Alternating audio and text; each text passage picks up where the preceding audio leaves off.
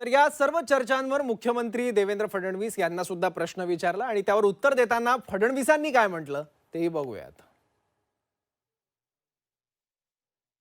तर देवेंद्र फडणवीसांनी सुद्धा या संदर्भात प्रतिक्रिया दिली आहे. अधिवेशन सुरू आहे नागपुरात हिवाळी आणि याबद्दल मुख्यमंत्र्यांनाही प्रश्न विचारला. तेव्हा मुख्यमंत्र्यांनी म्हटलं की हे सगळे आमदार आमचेच आहेत, त्यांना फोडण्याची गरजच काय आहे असं देवेंद्र फडणवीस यांनी म्हटलेलं आहे. अर्थात त्याचे दोन वेगवेगळे अर्थ निघतात, पण त्यातला पहिला अर्थ हाच आहे की महायुतीचे हे सर्व आमदार आहेत आणि सरकारमध्ये आम्ही एकत्र आहोत, त्यांचा सरकारला पाठिंबा आहे, त्यामुळे अशा पद्धतीच्या चर्चांना काहीही अर्थ नाही असा रोख मुख्यमंत्र्यांचा होता. पण राज्यात पुन्हा एकदा राजकीय भूकंप होणार का असे कयास आता लावलेले जात आहेत. त्याला कारणीभूत ठरलंय ते म्हणजे आदित्य ठाकरे यांचं वक्तव्य. शिवसेनेतले 22 आमदार फुटणार असं आदित्य ठाकरे यांनी म्हटलंय. आदित्य ठाकरे यांनी आज जरी 22 आमदारांचा दावा केलेला असला तरी काही दिवसांपूर्वी संजय राऊतांनी देखील असाच एक दावा केलेला होता. तर मुख्यमंत्री देवेंद्र फडणवीसांनी या संदर्भात काय प्रतिक्रिया दिली ती आधी आपण बघूयात. उद्या कोणी हेही म्हणू शकेल की आदित्य ठाकरेंचे जे 20 आमदार आहेत तेही भाजपच्या गळाला लागले आहेत, असं कोणाच्या म्हणण्याने थोडी होतं. आणि आम्हाला शिंदे सेनेचे आमदार आमच्याकडे घेऊन करायचं काय आहे, ते आमचेच आहेत. शिंदे सेना जी आहे ती आमचा मित्रपक्ष आहे, ती खरी शिवसेना आहे.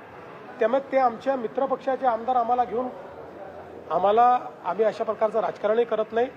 उलट शिवसेना मजबूत झाली पाहिजे याकरता आम्ही त्यांच्या पाठीशी उभे आहोत. आणि निश्चितपणे भविष्यात शिवसेना, भारतीय जनता पार्टी आणि आमची महायुती अजून मजबूत होतानाच आपल्याला पाहायला मिळेल.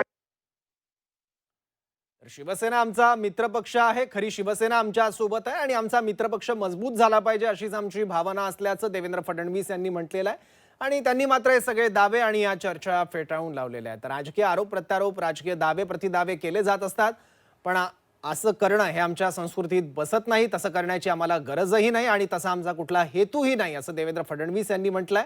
पार्श्वभूमी होती आणि प्रश्न होता तो म्हणजे आदित्य ठाकरे यांच्या दाव्याबद्दल, ज्या दाव्यामध्ये आदित्य ठाकरेंनी म्हटलं होतं की शिवसेनेतले 22 आमदार फुटणार आणि ते भाजपमध्ये जाणार. आणि याच प्रश्नावर प्रतिक्रिया दिली मुख्यमंत्र्यांनी आणि हे सगळे दावे फेटाळलेले आहेत.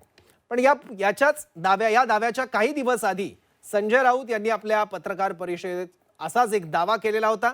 अर्थात आकडे वेगळे आहेत. आदित्य ठाकरे यांच्या दाव्यातला आकडा वेगळा. आदित्य ठाकरे यांनी 22 आमदारांचा उल्लेख केलाय, तर संजय राऊत यांनी काही दिवसांपूर्वी बोलताना 35 आमदारांचा उल्लेख केलेला होता. शिवसेनेमधले 35 आमदार फुटणार असा दावा संजय राऊतांनी केलेला होता. आणि त्याच्याही आधी आपण थोडंसं मागे गेलो तर सुषमा अंधारे यांनी देखील असाच एक दावा केला होता.